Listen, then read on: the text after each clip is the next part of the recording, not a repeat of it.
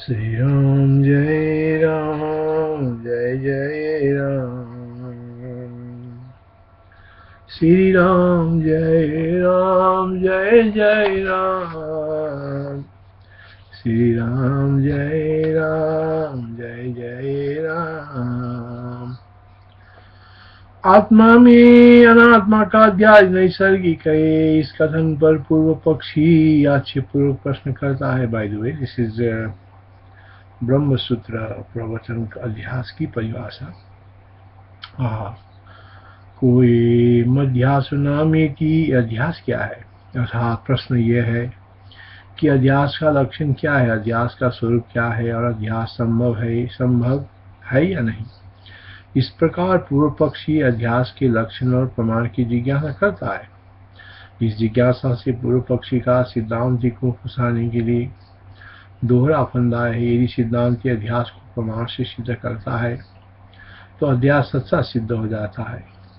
उस दशा में सिद्धांति का एक कथन कि ब्रह्म विचार या उसके ज्ञान से अध्यास निवृत्त हो जाएगा मिथ्या सिद्ध होगा। कारण सत्य वस्तु ज्ञान से निवृत्त नहीं होती। सत्य वस्तु ज्ञान से निवृत्त नहीं होती।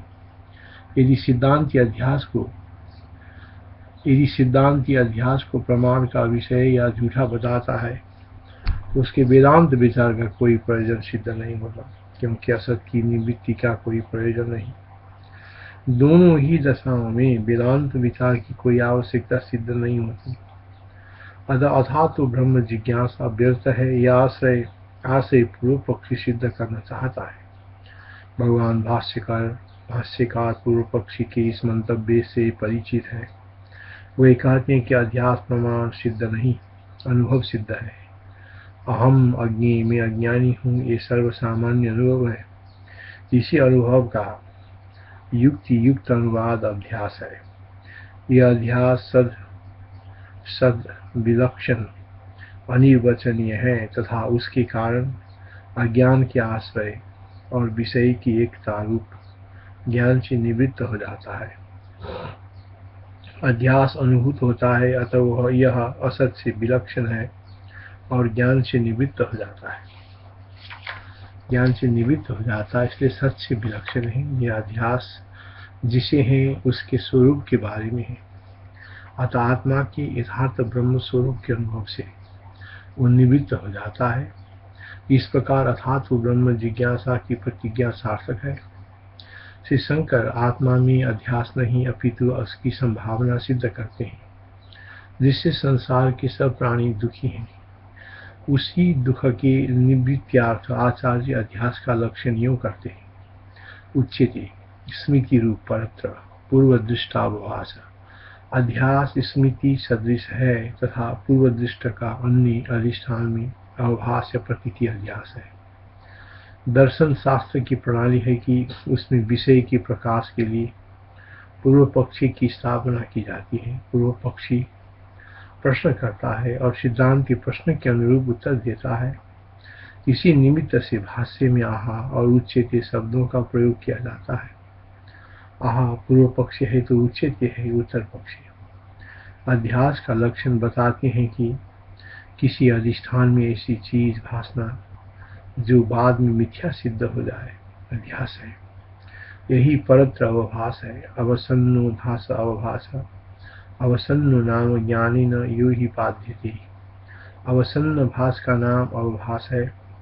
अवसन्न भास अर्थात ऐसा प्रतीति जो बाद में बाधित हो जाए, मिथ्या सिद्ध हो जाए, वो अवभास है। तथा अवभास एवं अध्यास, अवभास ही अभ्यास है। एक खंडान्वय से अध्यास का लक्षण होगा, परंतु यहाँ परत्र शब्द की अवभास से पूर्व स्थापना कर लेनी चाहिए, अन्यथा भाष्यकार की अध्यास परिभाषा अन्य संप्रदायों की परिभाषा से विलक्षण सिद्ध नहीं हुई। इसके संबंध में आगे कहा जाएगा, न तो भास मात्र अध्यास है, न केवल बाधित भास और भास अध्यास है, अपितु किसी अन्य अधिष्ठान में परत्र किसी अन्य का बाधित भासमान होना अध्यास है। यही परत्र अवभास पदों का लक्ष्यार्थ है। वस्तु का केवल भासना ही उसके सत्यत्व का प्रमाण नहीं। रज्जु में सर्प भासता है, सुक्ति में रजत भासता है, एक चंद्रमा में नेत्र पर अंगुली रखने से द्वित्व भासता है, परंतु भ्रम के अधिष्ठान के यथार्थ बोध से ये सब भास मिथ्यानुभव हो जाते हैं, क्योंकि ये वही भासते हैं जहाँ ये नहीं है। अतः जब कोई वस्तु भासती है और उस अधिष्ठान में भासती हो तो जिसमें वो नहीं है तथा भास काल के पश्चात उसका अधिष्ठान बोध से मिथ्यात्व सिद्ध हो जाता है, तब वो भास परत्र व भास रूप अध्यास कहलाता है। भास मानता अर्थात प्रकाश मानता सदा सर्वत्र सर्वरूप में प्रकाशमान होना ही प्रकाश मानता का स्वरूप है। सच पूछो तो प्रकाश मानता के अतिरिक्त सत्ता नाम की कोई वस्तु नहीं। अपनी आत्मसत्ता भी सिवा प्रकाश मानता के और क्या है? अपनी आत्मसत्ता भी सिवा प्रकाश मानता के और क्या है? तथा जगत भी भास के अतिरिक्त क्या है? अंतर इतना ही है कि जगत बाधित भासमान है और आत्मा अबाधित भासमान है। कारण घट नहीं है, जगत नहीं है। यह तो भास हो सकता है, परंतु मैं नहीं हूँ ये कभी अनुभव नहीं हो सकता। अतः मुझ ब्रह्मात्मा में जगत का प्रतीति होना परत्र अवभास है। अतः मुझ ब्रह्मात्मा में जगत का प्रतीति होना परत्र अवभास है और इसलिए आत्मा में जगत का अध्यास है। यदि कहे कि बौद्ध भी तो जगत को भास मात्र मानते हैं, तो वेदांत की अध्यास की बौद्धों की अध्यास से क्या विलक्षणता है, तो इसके विषय में सुनिए। शून्यवादी बौद्धों का कहना है कि अध्यास में असत ख्याति होती है, अर्थात जो वस्तु है ही नहीं, दूसरे शब्दों में जो नितांत असत है उसी का भास होता है। असत के ख्यापन का नाम असत ख्याति है। रज्जु सर्प के दृष्टांत में नितांत असत सर्प की प्रतीति ख्याति रज्जु में होती है और रज्जु भी स्वयं असत है। अतः यहाँ वहाँ असत का ही असत में अध्यास है, अथवा यूं कहिए कि भ्रम निरधिष्ठान है। ऐसे शून्यवादी बौद्धों की मान्यता है। वेदांत का कहना है कि भ्रम निरधिष्ठान नहीं सधिष्ठान होता है। आकाश में नीलिमा का भ्रम होता है, रज्जु में सर्प का भ्रम होता है, किसी का किसी में भ्रम होता है, ये ठीक है, परंतु जिसमें भ्रम होता है उस अधिष्ठान का सत्य होना अनिवार्य है। जिसका भ्रम हुआ है वो मिथ्या होता है। आप भ्रम से मोहन को सोहन समझ सकते हैं, परंतु मोहन के अस्तित्व से आप स्वीकार नहीं कर सकते। इसी प्रकार आत्मसत्ता सत्य है और उसी में प्रपंच सत्ता मिथ्या भास रही है। परत्र अवभास में परत्र अन्य अधिष्ठान में शब्द से असत ख्याति रूप निरधिष्ठान अभ्यास के निषेध किया गया है। इस पर कोई कह सकता है कि ऐसा ही क्यों न मान लिया जाए कि जो दिख रहा है वो ही है। ऐसी प्रपंच है तभी दिख रहा है। रज्जु में सर्प है और दिख रहा है, सुक्तिका में रजत है और दिख रहा है। दूसरे शब्दों में सत्य की ही ख्याति होती है, अर्थात अध्यास में सब ख्याति होती है। ऐसी इस पूर्व पक्ष की मान्यता क्यों नहीं? इसमें ये बात स्वीकार करनी पड़ेगी कि यदि रज्जु में सर्प सत है और वो वास्तव में नेत्र प्रमाण का विषय बनता है, तो प्रतीति के अनंतर सर्प ज्ञान का मिथ्यात्व अनुभव नहीं होना चाहिए, परंतु होता है। सभी भ्रम स्थलों में भ्रमाधिष्ठान की ज्ञान होने पर भ्रम की निवृत्ति देखी जाती है। अतः रज्जु में भ्रमजन्य सर्प सत नहीं हो सकता। वास्तविकता यही है कि रज्जु में सर्प नहीं है और दिख रहा है, सुक्तिका में रजत नहीं है और दिख रहा है, अनंत में शांत नहीं है और दिख रहा है, अविनाशी में विनाशी नहीं है और दिख रहा है, अनंत में शांत का कोई स्थान नहीं है, अविनाश में विनाशी का कोई काल नहीं है, सत्ता में व्यक्तित्व का कोई निर्माण नहीं है, दृंग मात्र में दृश्य नहीं है, तब दृष्टा भी नहीं है, फिर भी देश काल वस्तु व्यक्तित्व दृष्टा दृश्य सब एक ही सच्चिदानंद अद्वैत सत्ता में भासते हैं। प्रश्न होता है कि ये भास किस प्रकार है? भगवान भाष्यकार इसका उत्तर देते हैं कि यह अध्यास या भास स्मृति रूप है, अर्थात ये स्मृति की सदृश है, स्मृति नहीं। स्मृति रूप का हिंदी में जो अर्थ है वो संस्कृत में नहीं है। स्मृति रूप अर्थात स्मृति सरीखा। स्मृति किसकी? तो कहा पूर्व दृष्ट की, पहले देखे हुए की, पहले अनुभव किए हुए की, पहले देखा पहले देखा पहले देखा। इस प्रकार संस्कारों की अनादि परंपरा है और वर्तमान वस्तु में उनकी याद आने में सादृश्य उपस्थित होने पर अध्यास होता है। यह आवश्यक नहीं कि वो स्मृति रूप वस्तु सच्ची हो, वो सच्ची भी हो सकती है और झूठी भी। जिसने सच्चा सांप देखा है अथवा जिसने रबड़ का सांप देखा है, उन दोनों को ही रज्जु में सर्प का भ्रम हो सकता है। स्वप्न की स्मृति होती है दो वस्तुओं में, अविवेक को और जादू के खेल में पदार्थों की स्मृति होती है। ये सबका अनुभव है। संक्षेप शारीरिक में सर्वज्ञात्म मुनि ने तथा भागवत की वेद स्तुति की टीका में श्रीधर स्वामी में इस प्रसंग का उठाया। इस प्रकार स्मृति रूप कहकर आचार्य श्री ने सत्ख्याति की संभावना काट दी। परत्र से असत ख्याति का निराकरण पहले ही हो चुका है। स्मृति रूप कहने का अभिप्राय यह है कि अध्यास में भ्रमजन्य वस्तु प्रमाण का विषय नहीं बनती, फिर भी प्रमाणजन्य ज्ञान के अभाव में भी वह वस्तु खुलती है। आँख दिखती है रज्जु की और स्मरण होता है, ज्ञान होता है सर्प का, अर्थात प्रमाणजन्य ज्ञान से विपरीत लक्षण वाली वस्तु का स्मरण होता है। ऐसी वस्तु का स्मरण होता है जो संसृज्यमान काल में नेत्र द्वारा विषय रज्जु दर्शन काल में नहीं है। प्रमाण क्या है? प्रमाकरणम प्रमाणम, अर्थात यथार्थ ज्ञान के करण का नाम प्रमाण है। यथार्थ ज्ञान उसे कहते हैं जो प्रमाणांतर में अनधिगत, प्रमाणांतर से अबाधित तथा स्मृति में विलक्षण हो। जैसे रूप ज्ञान का करण नेत्र है तो रूप में नेत्र प्रमाण है, क्योंकि रूप का ज्ञान अन्य किसी ज्ञानेन्द्रिय से, कान, त्वचा, जिह्वा या नासिका से संभव नहीं है। प्रमाणांतर से अनधिगत तथा अन्य इंद्रियों के ज्ञान से बाधित भी नहीं होती, प्रमाणांतर से बाधित। इसके अतिरिक्त नेत्र प्रतीक से रूप अन्य पूर्वदृष्ट रूपों की स्मृति से विलक्षण भी है। अब रज्जु में जो सर्प की प्रतीति है वो प्रमाणजन्य ज्ञान नहीं है, क्योंकि कालांतर में वो बाधित हो जाती है। साथ ही भाष्यकार उसे स्मृति रूप भी कह रहे हैं। सर्प देखा जंगल में और उसकी याद आ रही घर के अंदर पड़ी रस्सी देखकर। रस्सी को देखकर सर्प की या माला की या भूछिद्र की ही याद क्यों आई, अथवा सुखी को देखकर रजत की ही याद क्यों आई? यदि शंका हो तो उसका समाधान है कि सादृश्य से यही याद आई। रस्सी और सर्प में जो आकृति साम्य है अथवा सुखी और रजत में जो वर्ण साम्य है, उससे एक वस्तु को देखकर दूसरी वस्तु की स्मृति होती है।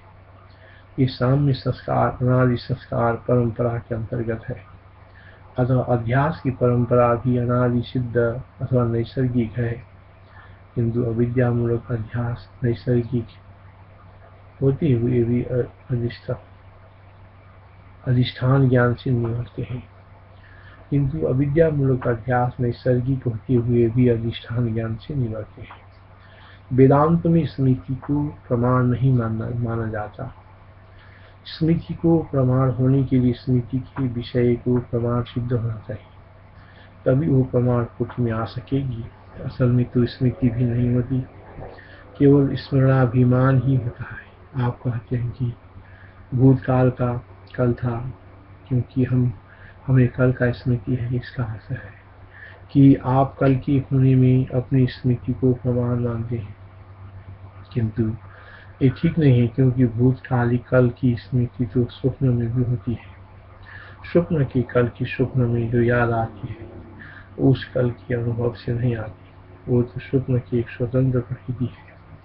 स्वप्न में स्मरण का विषय और स्मृति तत्काल उदित होते हैं, उनका भूतकाल से कोई संबंध नहीं होता। जैसे स्वप्न में होता है, ठीक इसी प्रकार जागृत में भी होता है। जागृत में भी जो आज और कल दिखता है अथवा उसकी स्मृति होती है, वो सब दृष्टि समकाल ही होता है। ऐसा दृष्टि सृष्टिवाद के मानने वाले वेदांतियों का कथन है। इस प्रकार अध्यास की परिभाषा स्मृति रूप परत्र पूर्व दृष्टा अवभास में प्रत्येक शब्द का एक महत्व है।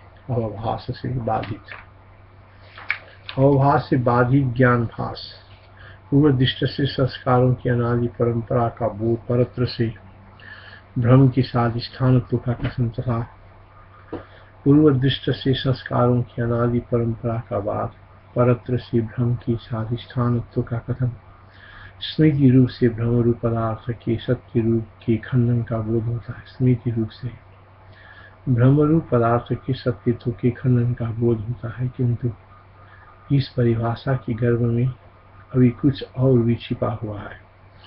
बौद्ध कहते हैं कि अहम और इदम दोनों प्रत्यय, आलय विज्ञान और निवृत्ति विज्ञान दोनों ही क्षणिक होने से मिथ्या है। अतः अहम में इदम का अध्यास, असत्य में असत्य का अध्यास है। सभी प्रत्यय क्षणिक है, ये ठीक है, किंतु क्षण जिस काल के अवयव है उसका निषेध कहाँ हुआ?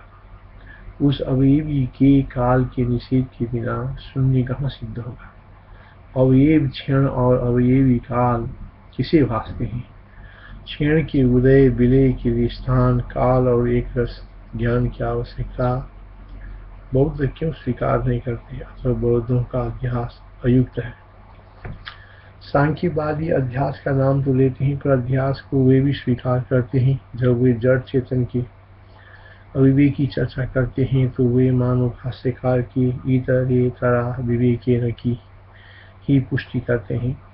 इनके अनुसार जड़ और चेतन दोनों सत्य हैं तथा अविवेक से ही चेतन अपने को जड़ धर्मी और जड़ को चेतन धर्मी मान बैठता है। अतः इस मत में सत्य का अध्यास होता है। इस संबंध में ये जानना चाहिए कि क्या सत्य पदार्थ दो हो सकते हैं? दो सत्यों का भेदक तीसरा पदार्थ होना चाहिए। वो तीसरा पदार्थ यदि सत्य है तो सत्य दो न होकर तीन हो जाते हैं, और तीन के चार, चार के पांच आदि इस प्रकार अनेक सत्यों का स्थापना होती है। यदि यह भेदक पदार्थ असत्य है तो सत्य को दो कहना ही असत्य सिद्ध होता है। जब सत्य ही दो नहीं तो सत्य के साथ अध्यास कैसे? पुनश्च दो सत्यों में संबंध भी बताना पड़ेगा। यदि एक सत्य प्रकाशक है, दूसरा प्रकाश है, तो जो प्रकाश से वो बाधित हो जाएगा और उसका भाव और अभाव दोनों सत्य मानने पड़ेंगे। इस प्रकार सत्य और उसकी गिनती का विध्वंस हो जाएगा। यदि एक सत्य आधार है और दूसरा अध्यस्त, तो आधार सत्य होगा, अध्यस्त में क्या होगा? तो वेदांत की स्थिति प्राप्त होगी। यदि एक सत्य कारण है और दूसरा कार्य है तो बताना पड़ेगा कि कार्य और कारण का परस्पर क्या संबंध है। कारण से कार्य में आरंभ है या परिणाम है, अथवा विवर्त। आरंभ बाद में कार्य की कारण में बीज रूप से प्रकाशता स्वीकार करनी पड़ती है, तब कार्य कारण में ही निहित होगा और उनकी स्वतंत्र सत्ता मानने का कोई प्रयोजन ही नहीं। परिणाम बाद में कारण का परिवर्तनशील होना अनिवार्य है। साथ ही सत्ता द्वय का है। अबाधित तत्व के लिए कारण का एक अंश अपरिवर्तनशील भी रहना आवश्यक है। एक ही सत्ता समकाल में परिवर्तनशील और अपरिवर्तनशील दोनों हों, ये संभव नहीं। अतः सत्य के परिणामवाद अयुक्त है। अतः सत्य में परिणामवाद अयुक्त है। विवर्तवाद में तो प्रसिद्ध ही है कि एक सत्य ही अज्ञान सिद्ध भासता है। एक शास्त्रार्थ हुआ न्याय और वेदांत में। न्याय ने कहा मृत्तिका में कारण में घट कार्य नाम की एक स्वतंत्र वस्तु होती है। वेदांत ने कहा अच्छी बात है, आओ घट खरीदने, मृत्तिका हम लिए जाते हैं, घट आप ले जाइए। मृत्तिका में घट नाम की कोई स्वतंत्र वस्तु नहीं होती। घट का देश, घट का काल, स्वयं घट वस्तु, घट का भार, घट का सब कुछ मृत्तिका ही है, उससे पृथक नहीं। मृत्तिका में घटाकारता केवल आरोपित है, थापी से मार मार कर थोपी गई है। असल में मृत्तिका मात्र सत्य है, घट तो नाम मात्र है। बाचा रमणम विकारो नाम धीय मृत्तिके तेव सत्य। इस प्रकार सत्य और मिथ्या का अध्यास परिशेष न्याय से सिद्ध होता है। अहम सत्य है और इदम मिथ्या है। अहम और इदम का मिथुनीकरण है। सत्य में मिथ्या का अध्यास होता है, यही वेदांत सिद्धांत है। अध्यास में अन्य वस्तु का आरोप होता है। ये परत्र शब्द से निकलता है और अन्य देश का अध्यास होता है। ये स्मृति रूप शब्द से स्पष्ट होता है। अन्य काल में अन्य काल का अध्यास होता है। ये पूर्वदृष्ट शब्द से भास होता है। अर्थात जिस अधिष्ठान में जिस वस्तु का अध्यास हो रहा है, उस अधिष्ठान में उस वस्तु का वस्तुत्व, देशत्व, कालत्व सभी अध्यारोपित है, प्रमाणजन्य नहीं। इसलिए अधिष्ठान बोध से ये अध्यास रूप भास निवृत्त हो जाता है। वही अवभास पद का तात्पर्य है। अध्यास को समझने के लिए इस बात पर भी विचार कर लेना उचित है कि सत्ता का लक्षण क्या है। क्या केवल प्रतीत होना ही सत्ता का लक्षण है या और कोई कुछ? प्रतीति दो प्रकार की होती है। एक वह जो अब यहाँ यह है अथवा तब वहाँ वह है, अर्थात जो किसी काल में किसी देश में वस्तु रूप से भासती है। ऐसी वस्तु का अभाव भी भासता है, जैसे वह अब यहाँ नहीं है। इसका यह अर्थ हुआ कि एक प्रतीति ऐसी है जो देश काल वस्तु के अभाव रूप होता है। दूसरी प्रतीति उसकी है जो देश काल वस्तु के जो देश काल वस्तु का भाव प्रकाशित करता है, जो अहम प्रत्यय का विषय है। इस प्रतीति का कभी अभाव या बाद अनुभूत नहीं हो सकता, क्योंकि अपने अभाव का अनुभव करने वाले का अभाव तो बदतु व्याघात ही होगा। आत्मसत्ता अबाधित भासमान है तथा अनात्मा में बाधित भासमान है। आत्मसत्ता का अभाव अनुभव के क्षेत्र में नहीं आ सकता। आप वेद पुस्तक का, अन्य ईश्वर का और इंद्रियों की जगत का निषेध कर सकते हैं, परंतु स्वयं अपना निषेध नहीं कर सकते। अध्यास अहम में इदम का होता है। अध्यास अहम में इदम का होता है। इदम बाधित भासमान है और अहम अबाधित भासमान है। अहम में इदम स्वरूपाध्यास है और अहम का इदम के साथ संबंध संसर्गाध्यास है। स्वरूपाध्यास का अर्थ है कि अहम में इदम तीनों काल में नहीं है, केवल प्रतीति काल में ही है। तथापि अज्ञान और तज्जन्य प्रपंच संस्कारों की अनादि परंपरा से वो अहम में स्वरूप से ही अध्यास है।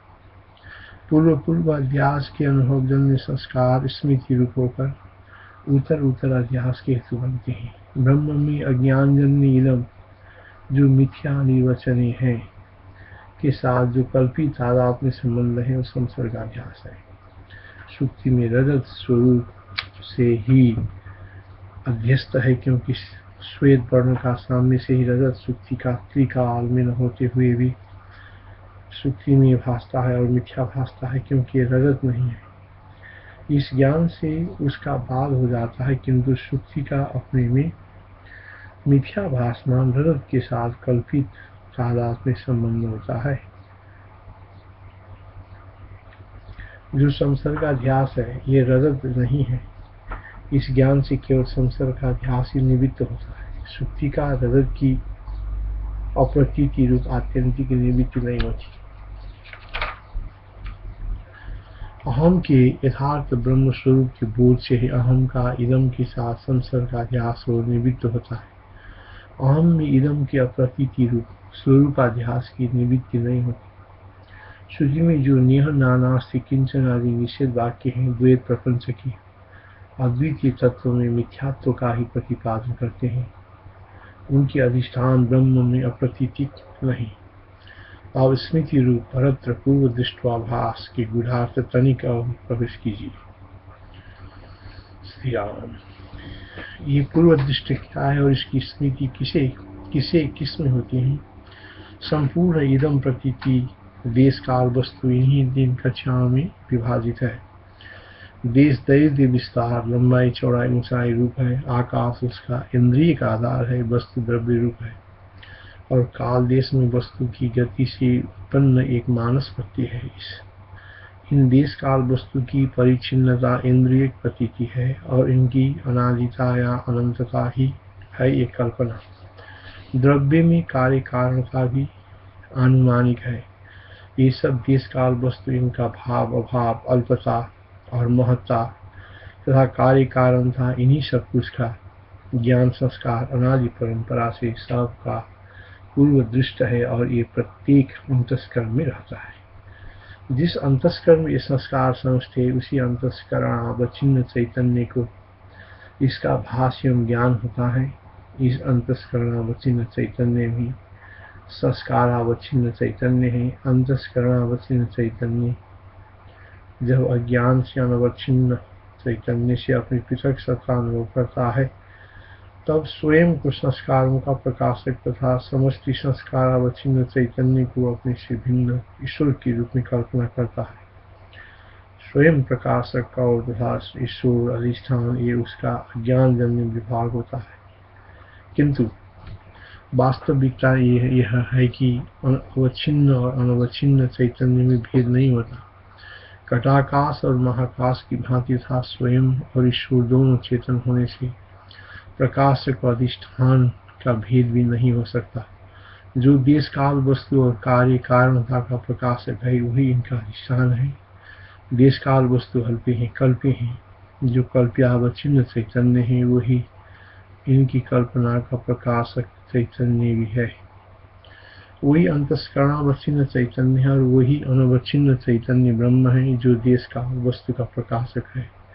वो देश काल वस्तु से अवच्छिन्न नहीं हो सकता। जो आकाश घट के प्राग भाव प्रध्वंसा भाव को जानता है, वो घट के भाव को जानता है और वो घटावच्छिन्न नहीं हो सकता। वो घटाकाश प्रतीत होता है, होती हुई भी महाकाशी है। अंतस्करण स्वयं भी संस्कार रूपी है, जिसका अभाव से सुप्ति में हो जाता है। अतः देश काल वस्तु के संस्कारों की अत्यंत अभाव से उपलक्षित जो चेतन सत्ता है, उसके बोध से कल्पित्व, कल्पनात्व और कल्पकत्व तीनों का बाद हो जाता है। तभी ये मालूम पड़ता है कि देश उसमें भाषा है जिसमें लंबाई चौड़ाई नहीं है। काल उसमें भाषा है जिसमें आज, कल, परसों, भूत, भविष्य, वर्तमान नहीं है। द्रव्य उसमें भाषा है जिसमें कार्य कारण भाव नहीं है। अर्थात देश काल वस्तु उसमें भाषा है जिसमें देश काल वस्तु नहीं है। दूसरे शब्दों में देश काल वस्तु मिथ्या है। इस प्रकार जब भाष्यकार परत्र शब्द का व्यवहार करते हैं, तो उनका आशय इसी अद्वितीय चैतन्य सत्ता से है। परत्र अर्थात अद्वितीय वस्तु नहीं, प्रत्येक चैतन्य ब्राह्मण, जिसमें देश काल वस्तु नहीं तो दृष्टि समष्टि कार्य काल नहीं है। जो परिच्छेद सामान्य के अत्यंत अभाव से उपलक्षित आत्म तत्व है, उसी में मिथ्या दर्शन परंपरा जन्य जो संस्कार है और स्मृति के समान जिसका स्वरूप है, उस प्रपंच का अभ्यास होता है।